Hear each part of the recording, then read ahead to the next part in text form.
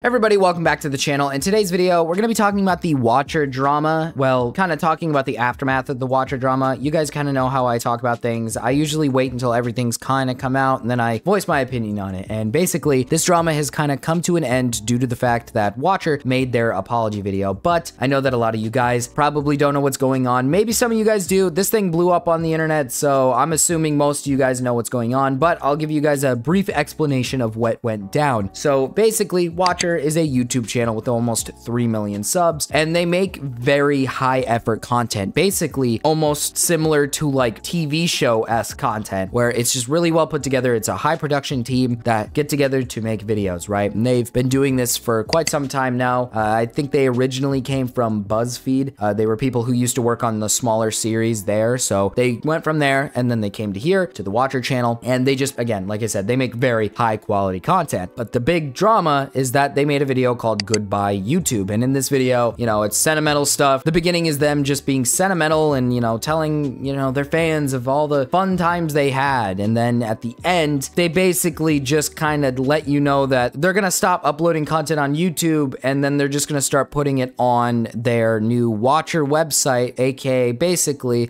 just another streaming site where you have to pay to watch the content. So basically taking the content that was originally free and putting it behind a paywall. You'll still occasionally see us on YouTube. We're gonna post trailers for our shows there. We're gonna have the season premieres of all of our series on there. But if you wanna watch the full seasons of all of our content, the streamer will be the exclusive home for all of that starting May 31st. You can become a member of Watcher for $5.99 a month or $59.99 a year. We want to keep the price low enough where anybody and everybody is able to afford it. And I'm very sure that most of you guys can understand how idiotic that is and how much of a bad idea it is. Not only is the streaming service, the whole debacle currently is just a mess because there's so many people trying to, you know, get big on that, in that area, you know, with Netflix and all these other sites that you use. So I wouldn't really think it'd be that successful, but it's the other factor that no content will be uploaded on YouTube and just there. They got hit with a bunch of backlash for that because, again, it's extremely insensitive given the fact that people can't really afford $6 a month and can't seem to watch that said content, right? We come to YouTube to watch content for free, and the fact that they started out here and they've been doing it here is a bit concerning. I did a little bit of math on the money, not a bunch of math, but I just kind of looked into how much they currently make and can't really read minds and figure out how much they're making because obviously I don't have the insights of that, but I tried to do my best to do research on the external sites that they're getting money from just to kind of show you guys how bad of an idea this is. And they basically made a video called An Update. It's an apology video, and to be honest with you, they actually did an amazing job with this apology video. It's a really good apology where they just kind of, they kind of just own up to what they did, right? They own up to the mistakes they made, and they don't try to make an excuse for it. If anything, they actually listen to the feedback that was given to them and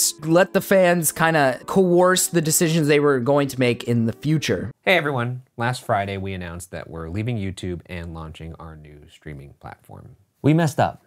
A lot of you spoke out with extremely valid comments and concerns, and we want to take the time now to address those. We've been reading the things you've been saying, and we're sorry for the way we handled this, as well as the way we communicated it. We understand where you're coming from, and we're making immediate changes. We're sorry for how we originally delivered our goodbye message to YouTube. It was insensitive. We didn't properly express how much we appreciate all of you. And we did a really bad job of explaining the reasoning behind this transition. We also want to deeply apologize for our ignorance around the impact of the cost. We regret stating and implying that it's a price that anybody can afford, and we fully acknowledge that it is not. We didn't take the proper consideration for how this cost would affect you, and hope you know that we are taking this as a serious learning experience. Now, in this video, they basically point out that instead of doing it where no content's uploaded on YouTube, on their Watcher site, it'll be uploaded a month early. And then if you want to watch it for free on YouTube, you just have to wait a month, right? It's going to come out a month after it's been released there. That's basically what they're doing, which is a much better idea, right? It's kind of similar to Patreon, where if you pay like $5, you get like exclusive content, or you might see content earlier. That's usually how Patreon and how people use Patreon. That's kind of how it goes. goes for most people. So I don't know why that didn't come to mind originally when they made that video, but I guess, you know, like I said, they listened and that's what they're doing now. So I can't really complain about that. As for the question of why we decided to launch our own platform, when we started Watcher in 2020, we wanted to create shows that we were proud of, that we had ownership over, and that would provide you the caliber of content that we felt you deserved. However, we were finding it harder and harder to stay relevant to advertisers and the constantly changing YouTube landscape. We faced some incredibly challenging decisions. We didn't want to compromise our content to ensure they met advertising requirements, and we definitely did not want to lay people off that have brought Watcher to life behind the scenes.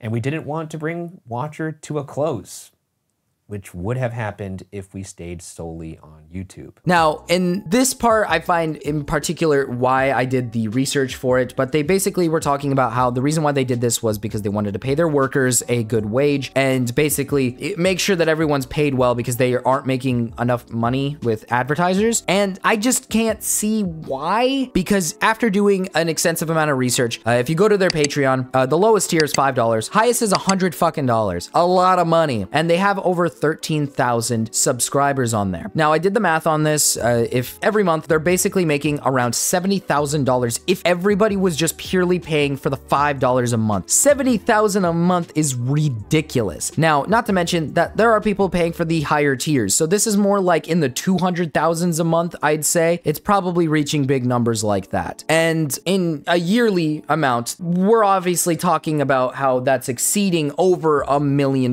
purely off of just Patreon. Now, if you go to their merch shop, things cost a lot of money. Now, I get it, right? Merch to a lot of people can be very expensive because people will charge a lot of money for merch. You know, YouTubers usually charge a bit more than the average clothing line and stuff. And I get it. It's because you're buying it for the brand. You're buying it for the name that's on it, right? Or for the person that's behind it, right? That's why. So I can understand that, but they're clearly making quite a bit of money off of their merch. Now, I did a little bit of research on what they make off of YouTube videos. All I did was really check the Social Blade, and usually the Social Blade is wrong most of the time. It's usually never really that correct, but the highest it goes is $500,000, and I'd say they probably make more than $500,000. These guys have a history with BuzzFeed. They understand analytics. They understand AdSense. They understand everything, okay? They know how to put the mid-rolls in there. They know what they're doing, okay? They know exactly how they're doing this. They're basically connoisseurs in YouTube, in the YouTube landscape, okay? They know what the fuck they're doing. And they also get a lot of sponsorships. I'd actually argue they're the biggest and meatiest bone to chew on for advertisers. Advertisers are going to eat this shit up, okay? Advertisers love their shit because they do skits for ads, and the skits are actually really good. Advertisers love these fucking people, okay? They make long form content, 30 minutes to an hour long type of content. And like I said, if you're doing skits for these types of ads, that's exactly what advertisers want out of you when you're promoting their stuff. So these people, not only are they making, I would argue, a little bit more than $500,000 off of their own YouTube videos a year, right? They're probably making, if not double that, because of the advertisers, because advertisers will pay you lots of money. So at that point, I look at it like this. You're making a lot of money. It is clearly over the millions. You're clearly making more than $1 million, possibly even $2 million, maybe even more. And somehow you're not able to pay your workers in a reasonable amount? That to me just doesn't ring a bell. And don't get me wrong, I am 100% okay with the idea of paying your workers more money, okay? I am completely okay with that. I like the fact that they want to do this for their workers and the people who help them produce these videos. It's really nice knowing that there are YouTubers out there who genuinely care about the people who work for them, so they actually provide for them and they make sure that they're paid for and everything is paid for them, right? It's really nice knowing that there's YouTubers out there who genuinely care about the payments that they give to their, you know, associates and whatnot. I like that, but I just can't help the fact that it doesn't seem like that's a big issue, but for some reason that seems to be the issue that they're saying they're having. Now, like I said, if that's the issue they're having and they do genuinely want to give their workers more pay, then by all means, I completely understand it. I understand why they're doing it. I understand why they did it. And like I said, the fact that they made this apology video and basically pointed out that they're switching it to kind of a more Patreon-esque style. I can understand that, and I'm okay with that. Like I said, this update and this apology, very solid. They actually did an amazing job. They almost killed their entire career. Literally, the internet was blowing up over this shit and complaining about their choices to the point where they practically killed everything. But I feel like this kind of revived it. A lot of people in the comments and a lot of people kind of are happy that they responded in this way, because now they feel a little bit more relieved that they listened to the fans and whatnot. I want to hear what you guys have to say about it. I want to see if you guys have kind of an opinion about it. I think that this apology video, pretty solid. They did a really good job of just kind of addressing it and addressing it the best way they know how, and just kind of listening to the fans, right? I think the best thing about this entire thing is that they actually listened to their audience. They didn't just ignore people and make some stupid, you know, corporate type response. They actually sat down and, you know, owned up to the shit they did. But anyways, guys, I don't want to keep rambling on about the subject. I'd like to hear what you guys have to say. And then, yeah, I'll see you guys next time. But before I roll the outro, let's give a big shout out to anybody that's part of the Big Baby tier or higher, that being Pakui. Thank you so much for becoming a member of the channel and basically just showing your support to me. And let's roll that outro. And if you guys enjoyed the video, feel free to leave a like, subscribe, and click on the notification bell. And if you guys really love my channel and videos and want to show support to the channel, feel free to become a member. It starts at only $2 a month. I know, lower than most channels. And it comes with perks like special emotes for live streams, members only live streams, and just many more perks. But anyways, guys, I don't want to keep rambling on, and I'll see you guys in the next one. Peace.